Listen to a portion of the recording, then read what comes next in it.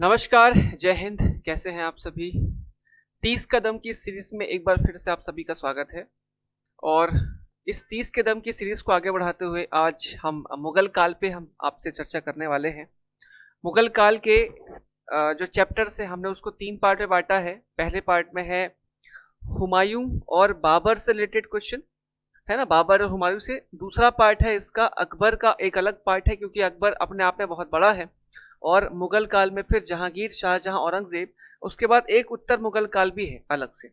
ठीक है, तो हमने उत्तर मुगल काल में कुछ मिसलेनियस क्वेश्चंस भी उसमें डाले होंगे।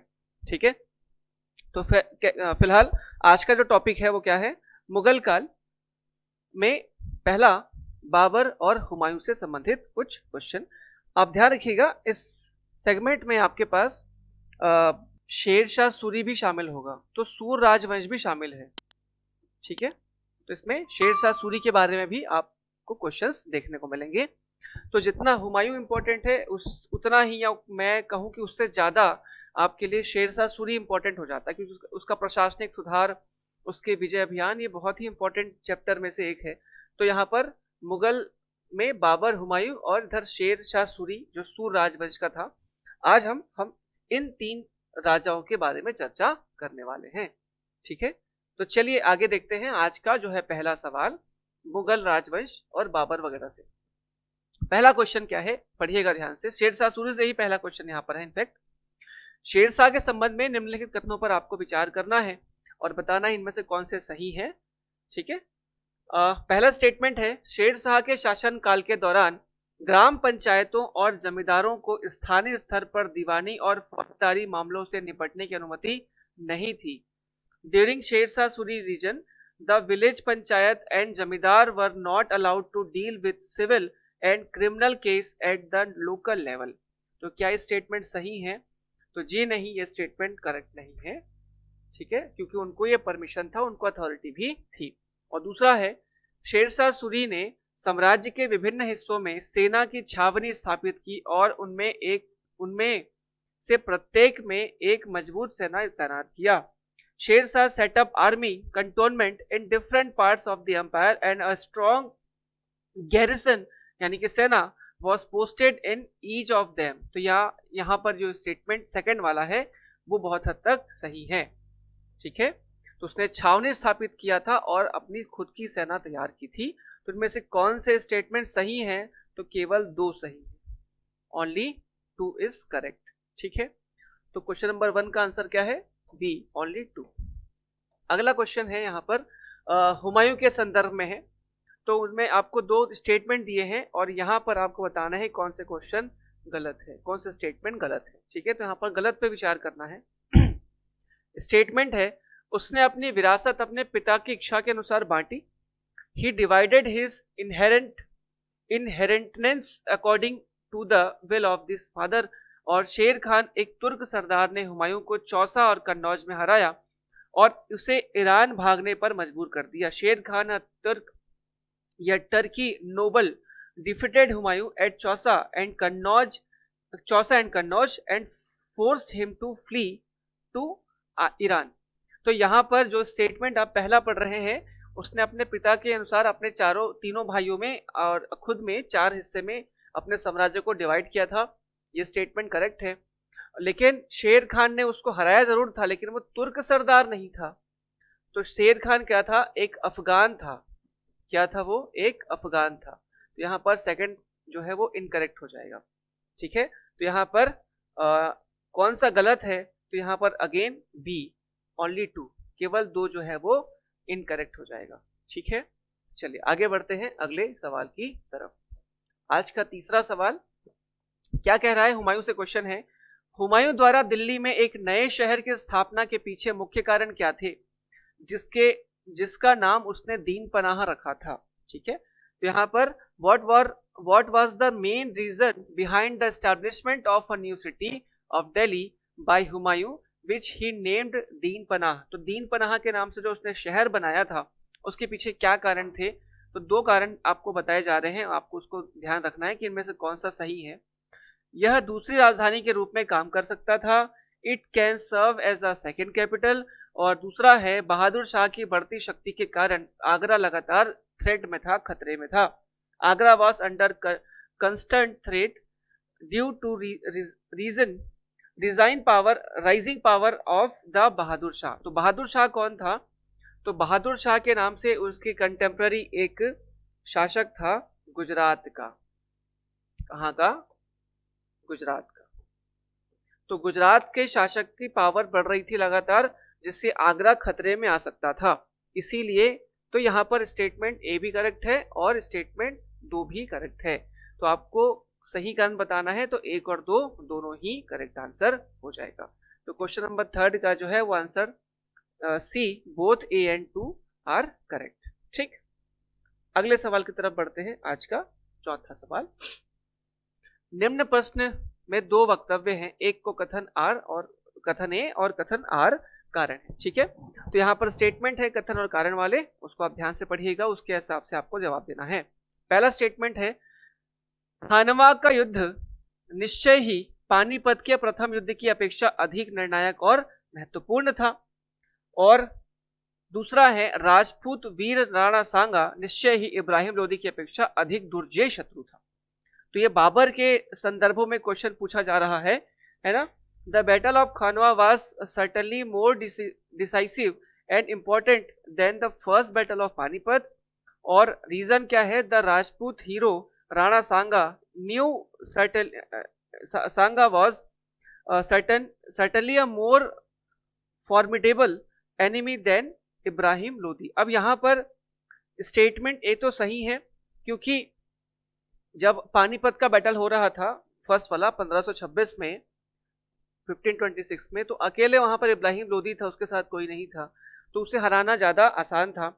और उसके जगह पर आप राणा सांगा को ले लीजिए। राणा सांगा उस समय के कंटेम्प्रेरी जितने भी राजा थे पूरे भारत में, उनमें सबसे बेहतरीन योद्धा थे, सबसे बेहतरीन कमांडर थे, तो उनको हराना ज्यादा मुश्किल था।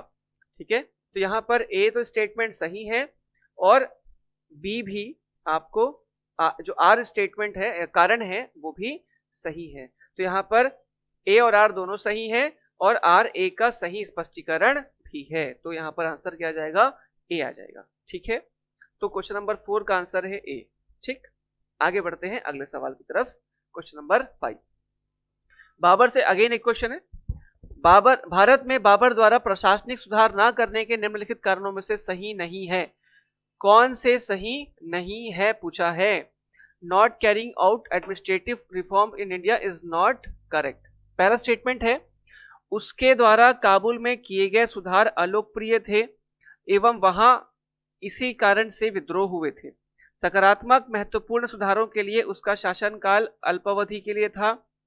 अपने शासनकाल में वह भारत में विजय युद्धों में व्यस्त रहा। वह चाहता था कि अफगान क्षेत्रीय सेना सरदारों के रूप में चलते रहें। अब इनमें से कौन सा इनकरेक्ट है पूछा है, उनके प्रशासनिक सुधार ना करने के कारण। तो चौथा स्टेटमेंट तो सही है। ठीक है, वो अपने क्षेत्रीय स्तर पर चाहता था कि अफगानी वहां पर रहे, इसलिए उसने बिहार से उनको भगाया नहीं। तो यहाँ पर स्टेटमेंट डी करेक्ट है। अपने शासन के दौरान वह भारत में विजय युद्धों में व्यस्त रहा। तो 1526 से लेकर के 30 तक, जब तक वो मरा तब तक वो हमेशा युद्ध में रत रहा। तो ये तो स्टेटमेंट भी सही है ना। सकारात्मक महत्वपूर्ण सुधारों के लिए उसका शासनकाल अल्पावधि 4 वर्ष के लिए था, ये भी सही है। और उसके द्वारा काबुल में किए गए सुधार अलोकप्रिय थे, ऐसा कुछ स्टेटमेंट तो हमें नहीं मिलता। तो ये वाला पहला ही गलत हो जाएगा इसमें। ठीक है, और क्या सही नहीं है पूछा है, तो ए ही सही नहीं है। तो 5 का क्वेश्चन नंबर 5 का आंसर क्या है? ए। ठीक है, चलिए आगे देखते हैं अगला सवाल। क्वेश्चन नंबर 6 क्या कह रहा है? मात्र एक मुट्ठी बाजरे के चक्कर में मैंने अपना साम्राज्य खो दिया होता, इस कथन को आप किस मध्यकालीन शासक से संबद्ध करेंगे? ठीक है, I would have lost my empire for just a handful millet, to which medieval ruler would you associate this statement? तो राजस्थान के एक राजा थे जिनका नाम था मालदेव, जिसको हराने में इसके पसीने छूट गए थे। ठीक, और इसी युद्ध के कॉन्टेक्स्ट में उन्होंने ये स्टेटमेंट किया था। और वो स्टेटमेंट बोलने वाला राजा कौन है? शेरशाह सूरी। तो शेरशाह सूरी से स्टेटमेंट जुड़ता है, आप इसको ध्यान रखिएगा। तो यहाँ पर क्वेश्चन नंबर 6 का आंसर क्या हो जाएगा? सी, शेरशाह सूरी। ठीक, चलिए अगला सवाल आज का। क्वेश्चन नंबर 7 क्या कह रहा है? सीधे रैयत, रैयत का मतलब होता है किसान, के द्वारा किसे माल गुजारी वसूल करने की प्रथा किसने प्रारंभ करी थी? Who started the practice of collecting land revenue directly from the peasant? तो इसे हम कहते हैं आसान भाषा में रैयतवाड़ी व्यवस्था। तो रैयतवाड़ी व्यवस्था की भारत में पहली बार नींव डाली किसने? शेरशाह सूरी ने। ये सीधे रैयतों से क्या वसूलता था, है ना, माल गुजारी या फिर उनके लैंड रेवेन्यू का कलेक्शन करता था। तो यहाँ पर क्या आंसर है? शेरशाह सूरी। ठीक, चलिए आगे देखते हैं अगला सवाल। शेरशाह के शासनकाल में काजी फजीलत कौन था?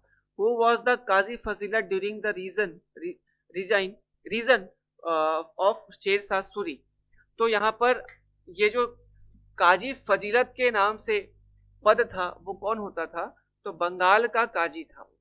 ठीक है, कौन था वो? बंगाल का काजी। ठीक है, तो ये भी शेरशाह सूरी के समय पे आपको मिल जाएगा। ठीक, उसका आंसर है ए, बंगाल का काजी। अगला सवाल। हुमायूं द्वारा लड़े गए 4 महत्वपूर्ण युद्धों को तिथि के अनुसार व्यवस्थित करें। युद्ध क्षेत्र के नाम नीचे दिए गए हैं। तो आपको 4 बैटल के नाम दिए गए हैं। उन 4 बैटल, ये क्वेश्चन अक्सर आते हैं बैटल्स वाले, आप सारे बैटल्स को एक लिस्ट बना करके मिडवेल का अलग, मॉडर्न का अलग और प्राचीन काल का अलग ऐसे बना सकते हैं ताकि आपको मेडल जो बैटल्स हुए हैं उसके लिए कोई दिक्कत का सामना ना करना पड़े। तो अगर आप ऐसा कर सकते हैं तो ज्यादा बेहतर होगा। तो वैसे ही हुमायूं के बहुत सारे बैटल लड़े थे, कुछ में जीता कुछ में हारा। तो वो 4 बैटल के नाम है, उन चारों बैटल में आपको बताना है कि कौन सा पहले हुआ था और कौन सा, तो आपको क्रम में जमाना है।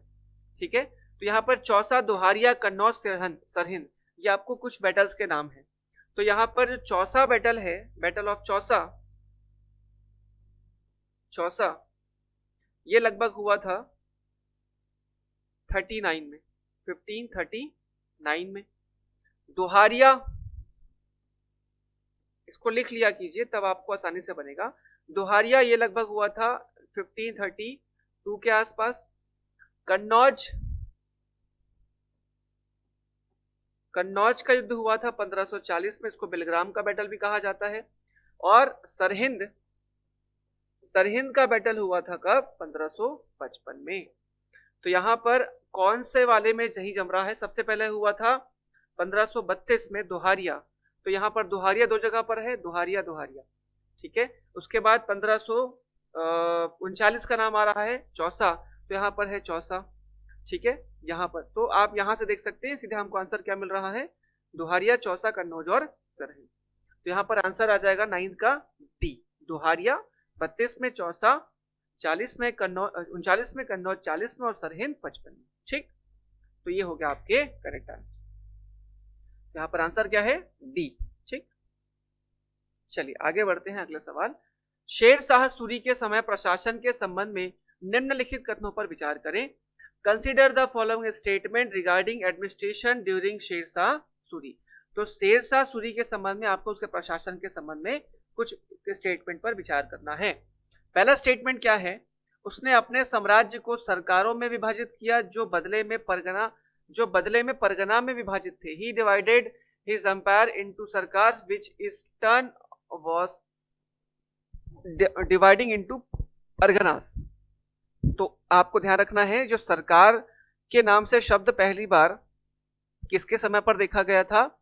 तो शेरशाह के समय पर ही देखा गया था। यहाँ पे स्टेटमेंट सही। उसके बाद सेकंड स्टेटमेंट है, उसने किसी अन्य अधिकारी की मदद के बिना सीधे सरकार और परगने का प्रशासन किया। तो नहीं, उसके बहुत सारे छोटे मोटे अधिकारी होते थे जो परगना में, जैसे कमाविजदार है, ठीक है, कमाविजदार, तो ऐसे करके बहुत सारे इसके अधिकारी होते थे।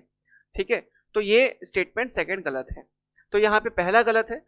कौन से सही है पूछा है इसमें, तो केवल एक सही है, 2 गलत है। तो यहाँ पर केवल एक आंसर आ जाएगा क्वेश्चन नंबर 10 का। ठीक है, चलिए आगे बढ़ते हैं अगले सवाल की तरफ। यहाँ पर क्वेश्चन है, निम्नलिखित में से किसने सरे पुल के युद्ध में बाबर को हराया था?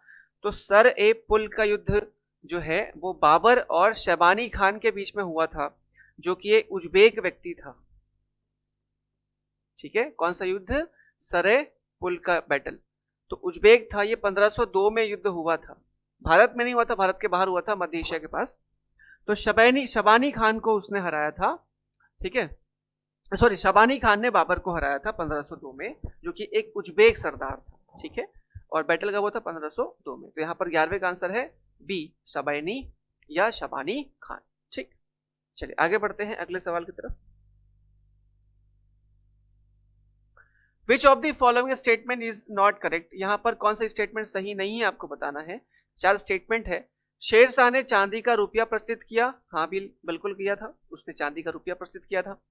अकबर का दाम अनुपात में उनके चांदी के रुपए के 40वां भाग था, ये भी सही स्टेटमेंट है कि उसके चांदी के रुपए अकबर के दाम में 1:40 का अनुपात था। और अकबर की इमारतों में लाल पत्थरों का भरपूर प्रयोग मिलता है, ये भी स्टेटमेंट सही है। और मूल बाबरनामा फारसी में लिखा हुआ था, तो मूल बाबरनामा जो है उसका नाम है तुजुके बाबरी, तुजुके बाबरी। और ये जो बाबरी है, तुजुके बाबरी, वो लिखा हुआ था तुर्की भाषा में। तो ये स्टेटमेंट गलत हो जाएगा, तो यहाँ पर डी जो है आपका इनकरेक्ट हो जाएगा। ठीक है, तो यहाँ पर 12वें का जो आंसर है वो है डी। ठीक, अगला सवाल।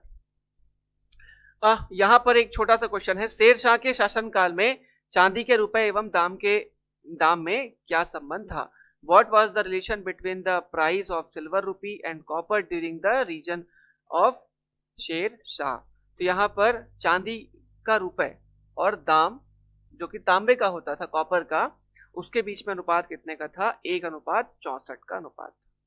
कितने का? 1:64। यही जो है अकबर के समय 1:40 का अनुपात हो जाता है। ठीक है, तो यहाँ पर आंसर क्या जाएगा? डी, 1:64। ठीक है, चलिए आगे बढ़ते हैं अगले सवाल की तरफ। तो यहाँ पर फिर से है आपके पास क्वेश्चन नंबर 14। शेर शाह के संदर्भ में निम्नलिखित कथनों पर आपको विचार करना है। पहला है, उसका असली नाम फरीद था, हाँ बिल्कुल था, उसका नाम फरीद था। और दूसरा है, वह एक रईस के पुत्र थे जिनके पास जौनपुर के शासकों के अधीन एक छोटी सी जागीर थी। He was the son of nobleman who had a small state under the ruler of Jaunpur. तो यहाँ पर जो दूसरा स्टेटमेंट है वो थोड़ा सा इनकरेक्ट है। क्यों? क्योंकि उनके पिता जो थे हसन खां सूर, वो कोई जागीरदार नहीं थे, वो एक छोटे से मालगुजार थे या छोटे जमींदार थे जिनके पास कुछ जमीनें थी। ठीक है, तो यहाँ पर ये स्टेटमेंट इनकरेक्ट हो जाएगा। तो इनमें से कौन से सही है पूछा है, तो ओनली वन, तो केवल एक जो है इसमें स्टेटमेंट करेक्ट हो जाएगा। ठीक, चलिए आगे बढ़ते हैं अगले सवाल की तरफ। क्वेश्चन नंबर 15 क्या पूछ रहा है? शेर शाह सूरी द्वारा किए गए सुधारों में निम्नलिखित थे, है ना, उनमें कौन कौन सा रिफॉर्म किए शेर शाह सूरी ने, हमको बताना है। यहाँ पे 4 है। राजस्व में सुधार किया था क्या? रेवेन्यू रिफॉर्म तो फेमस है, ठीक है, ये भी किया था। फिर एडमिनिस्ट्रेटिव रिफॉर्म, प्रशासनिक सुधार, ये भी उसने किया था। ठीक है, सैनिक सुधार, सेना में भी सुधार किया था, ये भी था। और करेंसी सिस्टम में सुधार, रुपया जैसे प्रणाली इसने स्टार्ट की, ये भी किया था। तो 1 2 3 4 चारों स्टेटमेंट इसमें से करेक्ट हो जाएंगे, तो उपयुक्त सभी, तो स्टेटमेंट उपयुक्त सभी आ जाएगा। ठीक है, चलिए जब आप इसको पढ़ते हैं डिटेल में तो इनके revenue reform, administrative reform, military reform और करेंसी रिफॉर्म में अलग अलग चैप्टर्स पढ़े जाते हैं। तो जब आप इसको पढ़िएगा तो ये मेंस में आपके लिए ज्यादा इंपॉर्टेंट हो सकते हैं। ठीक, चलिए आगे देखते हैं अगला पॉइंट। क्वेश्चन है 16, सूरी वंश के संस्थापक के संबंध में निम्नलिखित कथनों पर विचार करना है और उसमें से कौन सा गलत कथन है ये आपको बताना है। ठीक है, पहला स्टेटमेंट है सूर वंश के संबंध में, उन्होंने गुप्तों द्वारा बनाए गए राजमार्ग की तर्ज पर पेशावर से इलाहाबाद, जो कि अब प्रयागराज है, तक ग्रैंड ट्रंक रोड का निर्माण कराया। He built the grand trunk road from Peshawar to Allahabad, now Prayagraj, on line of highway built by Guptas. और सेकंड है, उन्होंने रुपया नामक सिक्का जारी किया था। तो देखिए पहला स्टेटमेंट कह रहा है कि उन्होंने सूरी राजवंशों ने, यानी कि शेर शाह सूरी ने इलाहाबाद से पेशावर तक वाला जो रोड है उसको बनवाया था क्या, जिसको अभी ग्रैंड ट्रंक कहा जाता है, तो हाँ बिल्कुल सही है। लेकिन यहाँ पर गुप्तों द्वारा बनाए गए राजमार्ग की बात कर रहा है, वैसा कोई राजमार्ग नहीं था, गुप्तों ने उसको डेवलप नहीं किया था, ये किया था डेवलप किसने, चंद्रगुप्त मौर्य ने। ठीक है, तो मौर्यों ने डेवलप किया था उसको, किसको, उत्तरापथ के नाम से वहां पर आपको मिलेगा एक रोड, जो कि आपको बंगाल से स्टार्ट होकर के इधर इलाहाबाद और उसके आगे तक वो जाता था, फिर पूरा मध्य एशिया के हमारे तक्षशिला तक, तो वो उत्तरापथ के नाम से जाना जाता था। तो वहां पर ये स्टेटमेंट आधा इनकरेक्ट है, तो पूरा ही इनकरेक्ट हो जाएगा, और रुपया तो उन्होंने चलाया था तो ये करेक्ट हो जाएगा। तो इनमें से कौन से गलत है, तो केवल एक गलत है, तो कोड में ए सही है। ठीक है, ए आपका गलत है, तो यहाँ पर आंसर में ए आ जाएगा। अगला सवाल 17, क्या क्वेश्चन है, बाबर के बारे में आपको विचार करना है। पहला चार स्टेटमेंट है, उसमें से कौन से कितने सही हैं ये आपको बताने हैं। ठीक है, क्या स्टेटमेंट पहला पढ़ते हैं, वह मात्र 11 वर्ष की आयु में फरगना की गद्दी पर बैठा था। He succeeded the throne of Fergana when he was only 11 year old. तो यहाँ पर स्टेटमेंट तो सही है, वो सिर्फ 11 साल की उम्र में गद्दी पर बैठ गया था। ठीक है, दूसरा स्टेटमेंट है 1526 में उसने पानीपत में दिल्ली के सुल्तान सिकंदर लोदी को हराया और दिल्ली पर कब्जा कर लिया। In 1526 he defeated the Sultan of Delhi Sikandar Lodi at Panipat and capture Delhi. ये भी सही है, उसने पानीपत के फर्स्ट बैटल में हराया था सिकंदर लोदी को। उज्बेकों के अरब समूह के आक्रमण के कारण उसे फरगना छोड़ने के लिए मजबूर होना पड़ा था। He was forced to leave Fergana due to invasion of Arab group of Uzbeks. ये भी स्टेटमेंट सही है। और उसने 8 वर्ष तक भारत पर शासन किया और भारत में अपने साम्राज्य को मजबूत किया। देखिए ये स्टेटमेंट गलत है, he ruled over India for 8, तो ये सिर्फ 4 साल के लिए था, वो भी उसने रूल नहीं किया था। 26 में तो वो जमा था, 27 में फिर वो आया, फिर वो 1-2 साल शासन किया, वो भी लड़ाई में उसका समय गुजरा, और अपने साम्राज्य को उसने विस्तार देने के लिए या फिर उसे स्ट्रेंथन करने के लिए कोई काम नहीं किया था। तो इसमें चौथा स्टेटमेंट इनकरेक्ट हो जाएगा। तो यहाँ पर उपरोक्त में से कितने सही है पूछा है, कितने पूछा है, तो यहाँ पर केवल 3 स्टेटमेंट सही है, तो सी जो है इसमें करेक्ट आंसर है। ठीक, आगे बढ़ते हैं अगले सवाल की तरफ। क्वेश्चन नंबर 18 क्या पूछ रहा है, यात्रियों की सुविधा के लिए शेरशाह द्वारा निर्मित सराय के संबंध में निम्नलिखित कथनों पर विचार कीजिए। शेरशाह सूरी ने अपने समय पर बहुत जो पब्लिक वेलफेयर में काम किए थे, उसमें सबसे इंपॉर्टेंट था सरायों का निर्माण, यानी कि जो रेस्ट हाउस थे उसके बारे में। तो इस पे आपको चर्चा करनी है, बताना है कौन से कितने सही हैं। स्टेटमेंट फर्स्ट, सराय एक किलेबंदी आवास या सराय होती थी जहां यात्री रात बिता सकते थे और अपना सामान सुरक्षित रख सकते थे। A sarai was fortified lodging of inn where travellers could spend the night and also keep their goods in safe custody. तो ये स्टेटमेंट क्या सही है, हाँ सही है, ये स्टेटमेंट बिल्कुल सही है। सराय में हिंदू मुसलमान के लिए अलग अलग आवास व्यवस्था की जाती थी, बिल्कुल दोनों के लिए अलग अलग है ना थी। हिंदू यात्रियों को बिस्तर और भोजन तथा उनके घोड़ों के लिए अनाज उपलब्ध कराने के लिए ब्राह्मणों को अपॉइंट किया गया था, ये भी वहां पर व्यवस्था थी। तो आप ध्यान रखिएगा, इसमें स्टेटमेंट में तीनों ही सही है, उपयुक्त सभी सही है। ठीक है, तो डी इसमें करेक्ट आंसर हो जाएगा। उसके समय पर पुलिसिंग की व्यवस्था, सराय की व्यवस्था बहुत जबरदस्त थी। ठीक, चलिए आगे बढ़ते हैं अगले सवाल की तरफ। Which one of the following pair is not correctly match, इनमें से कौन सा करेक्टली मैच नहीं है, बैटल है उसका डेट है। तो पानीपत की लड़ाई 1526 में हुई थी क्या, स्टेटमेंट तो करेक्ट है, 1526 में था। खानवा की बैटल कब हुई थी, 1527 में, ये भी स्टेटमेंट सही है। घाघरा की लड़ाई कब हुई थी, 1529 में, जी हाँ बिल्कुल सही है। और चंदेरी की लड़ाई कब हुई थी, 1530 में, नहीं यह हुई थी 1528 में, 1528 में। तो स्टेटमेंट इनकरेक्ट है, तो यहाँ पर according to statement D is correct, incorrect, यानी कि डी आपके लिए सही जवाब हो जाएगा। ठीक, आगे बढ़ते हैं अगले सवाल की तरफ।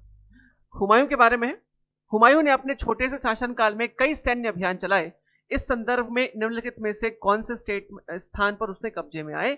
Humayun during his short reign है ना carried out many military expeditions in this context which of the following was were captured by him, उसने कौन कौन से क्षेत्रों को जीता था इनमें से? तो उसने गुजरात विजय अभियान चलाया था, गुजरात को जीता था, गोलकुंडा जीत नहीं पाया था, स्टेटमेंट गलत है, और मालवा उसने जीता था। ठीक है, तो यहाँ पर केवल 1 और 3 सही हो जाएगा। तो यहाँ पर 21 का आंसर क्या है? ए, 1 और 3 दोनों। ठीक, आगे बढ़िए। अगला सवाल 22वां, निम्नलिखित नामों में से एक उस व्यक्ति को पहचानिए जो हुमायूं का भाई नहीं था। हुमायूं के 3 भाई थे, कामरान, अस्करी और हिंदाल। तो कामरान था, अस्करी था, हिंदाल था, उस्मान नहीं था। तो यहाँ पर कौन से है? भाई नहीं था तो केवल 2। ठीक, तो भाई नहीं था तो 2, केवल उस्मान भाई नहीं था। ठीक, चलिए अगला सवाल, ये बहुत सिंपल क्वेश्चन था। अगला सवाल, निम्नलिखित कथनों पर विचार कीजिए, फिर 3 स्टेटमेंट है, उनमें से कौन से सही है आपको बताना है। बाबर एक कवि और लेखक थे और उसकी मातृभाषा फारसी थी। क्या बाबर लेखक और कवि था? बिल्कुल था। ठीक है, तो Babur was poet and writer and his mother tongue was Persian. तो his mother tongue was not Persian, it's Turkish. तो यहाँ पर स्टेटमेंट आधा गलत है तो पूरा गलत हो जाएगा। तो दूसरा है, वह हमेशा उन सभी जगहों पर बगीचे बनाने के लिए उत्सुक रहते थे जहां वे रहते थे। He was always keen to make garden in all places where he lived. Statement सही है। ठीक है, 4 बाग जो शैली थी भारत में, आराम बाग, उसी ने बनवाया था। ठीक है, उन्होंने पोलो खेलने को भारतीय रईसों के बीच में लोकप्रिय बनाया। ये भी स्टेटमेंट सही है। तो इनमें से कितने सही हैं? इसमें कौन सा स्टेटमेंट सही है? तो 2 और 3 सही है। ठीक है, 2 और 3 सही। ठीक, चलिए आगे देखते हैं अगला सवाल। निम्नलिखित कथनों पर विचार करें। हुमायूं ने ईरान में हुमायूं को सफवीद शाह की सहायता मिली। तो ईरान में क्या, जब वो यहां से पलायन करके गया था तो क्या उसको सहायता मिली थी? तो हाँ, बिल्कुल ये स्टेटमेंट सही है। उसके भाई मिर्जा कमरान की महत्वाकांक्षाओं ने अफगान प्रतिस्पर्धियों के खिलाफ हुमायूं की स्थिति को कमजोर कर दिया। The ambitions of his brother Mirza Kamran weakened Humayun's cause gains against Afghan competitors. तो हाँ, ये भी स्टेटमेंट सही है। उसके भाइयों ने उसका साथ नहीं दिया था जबकि वो ज्यादा ही महत्वाकांक्षी हो गए थे। स्टेटमेंट सही है। और तीसरा है, अफगान सरदारों के खिलाफ लड़ाई में 1556 में उसकी मृत्यु हो जाती है। तो उसकी मृत्यु लड़ाई में नहीं हुई थी, 1556 में उसकी मृत्यु हुई थी दीन पनाह के जो शहर थे वहां पर एक लाइब्रेरी थी शेर मंडल, उससे गिर करके हुई थी। तो स्टेटमेंट 1 और 2 सही है, 3 गलत है। इनमें से कौन से सही है पूछा है आपसे, तो 1 और 2 करेक्ट है। ठीक है, 1 और 2 करेक्ट है। अगला सवाल, ठीक, बाबर के साम्राज्य में निम्नलिखित क्षेत्र शामिल थे। The empire of Babur included the area of, Kabul था गया, जी हाँ, काबुल में उसका राज था। पंजाब भी था, पंजाब भी था, और आधुनिक उत्तर प्रदेश भी था। आधुनिक राजस्थान, जी नहीं, राजस्थान तक उसकी पकड़ नहीं पहुंचा पाई थी वो, हालांकि उसने राणा सांगा को हराया था लेकिन वो राजस्थान में कब्जा नहीं कर पाया था। ठीक, तो यहाँ पर 1, 2 और 3 सही हो जाएगा। तो 1, 2 और 3, तो इनमें विकल्पों में आपको 1, 2 और 3 सही जवाब मिल जाएगा। ठीक, अगला सवाल, निम्नलिखित कथनों पर विचार कीजिए। फिर से बाबर से क्वेश्चन है। बाबर को दौलत खान लोधी और आलम खान ने भारत पर आक्रमण करने के लिए आमंत्रित किया। Babur was invited to invade India by Daulat Khan Lodhi and Alam Khan Lodhi. तो क्या उन्होंने इन्वाइट करने के लिए उसको आमंत्रण दिया था, इन्वाइट किया था? हाँ जी, बिल्कुल किया था। ठीक है, वो तो बाहर घूम रहा था, उसके पास वैसी कोई घर नहीं था, तो उन्होंने इन्वाइट करके उसको मुसीबत मोल ले ली। दूसरा है, उस्ताद अली और मुस्तफा ने बारूद के उपयोग में महत्वपूर्ण भूमिका निभाई थी। बिल्कुल सही है। ठीक है, और राणा सांगा ने पानीपत की लड़ाई में बाबर को सेना और अन्य सहायता प्रदान की थी। ऐसा नहीं है, वो तो खुद उसके खिलाफ था। ठीक है, तो यहाँ पर 1 और 2 जो है वो कौन सा सही है? तो 1 और 2 सही है, तीसरा गलत है। तो यहाँ पर बी जो है वो करेक्ट आंसर हो जाएगा। ठीक, चलिए आगे देखते हैं अगला सवाल। तीसरा जो 27वां क्वेश्चन है, निम्नलिखित में से किस युद्ध में एक पक्ष द्वारा प्रथम बार तोपों का प्रयोग पहली बार हुआ था? ठीक है, तो यहाँ पर खानवा, प्लासी, पानीपत सेकंड। तो यहाँ पर पहला युद्ध था पानीपत का युद्ध, जहां पर बाबर ने तोपों के प्रयोग से उसको जीता था। ठीक है, चलिए नेक्स्ट, 28 शेर शाह के शासनकाल में प्रशासन में कई नए नवाचारों का विकास हुआ। ऐसे ही एक नवाचार था पट्टा प्रणाली। पट्टा से आपका क्या मतलब है? Sher Shah region saw development of many new innovation in the administration. One such innovation was patta system. What do you mean by patta? तो पट्टे का मतलब क्या पूछता है? हमारे यहाँ पे अभी पट्टा शब्द चलता है। बेसिकली पट्टे का मतलब क्या होता है? तो यहाँ पर ध्यान रखिएगा, अलाउद्दीन खिलजी द्वारा शुरू की गई प्रणाली पर आधारित राजस्व प्रणाली? जी नहीं। शेर शाह द्वारा विकसित एक मुद्रा प्रणाली था? जी नहीं। दस्तावेज में फसल बोए गए क्षेत्र किसान द्वारा भुगतान की गई राशि के बारे में विवरण था और यह राज्य की जासूसी प्रणाली से संबंधित था? जी नहीं। तो यहाँ पर statement C is a correct. ठीक है। Document contain detail about the crop area sown and amount paid by farmers. ठीक है, तो यहाँ पर सी स्टेटमेंट करेक्ट हो जाएगा। ठीक है, और 28 में आपका सी जो है करेक्ट आंसर हो जाएगा। इसके बाद हम आगे बढ़ते हैं अगले सवाल की तरफ। चलिए आज का देखते हैं आखिरी सवाल 30 क्वेश्चन। निम्नलिखित कथनों पर विचार करें। बाबर के भारत आगमन से पहला, दूसरा, तीसरा, 3 स्टेटमेंट है। उपमहाद्वीप में बारूद का आगमन हुआ। ठीक है। क्षेत्रीय वास्तुकला में मेहराब और गुंबद का आगमन हुआ और क्षेत्र में तैमूरी राजवंशों की स्थापना हुई। तो ध्यान रखिएगा, ठीक है, तीनों स्टेटमेंट में से भारत में बारूद पहले ही आ चुका था बाबर से, तो ये स्टेटमेंट गलत है। क्षेत्रीय वास्तुकला में मेहराब और गुंबद का ऐसा कोई यहाँ पर कॉन्सेप्ट बाबर तो लेकर के नहीं आया था, पहले ही आ चुका था ये। और क्षेत्र में तैमूरी राजवंश की स्थापना हुई, तो ये स्टेटमेंट सही है क्योंकि बाबर जो है तैमूर के राजवंश से बिलोंग करता था। तो यहाँ पर सही उत्तर कौन सा है? तो केवल 3 सही है, तो बाकी के 2 जो है वो गलत है। ठीक है, तो यहाँ पर आज के जो 30 क्वेश्चन थे बाबर, हुमायूं और शेरशाह सूरी से, वो हमने देखे। ठीक है, और उम्मीद है कि ये भी सेशन आपके लिए बहुत ही फायदेमंद रहेगा आपके एग्जामिनेशन और प्रीलिम्स और बाकी एग्जाम्स के लिए। और अगले चैप्टर में हम अकबर के बारे में पढ़ेंगे, पूरा का क्वेश्चन उसके अकबर से आसपास से रहेंगे और उसके बाद फिर बाकी चीजें। ठीक है, तो चलिए मिलते हैं अगले वीडियो में, तब तक के लिए धन्यवाद, नमस्कार, जय हिंद।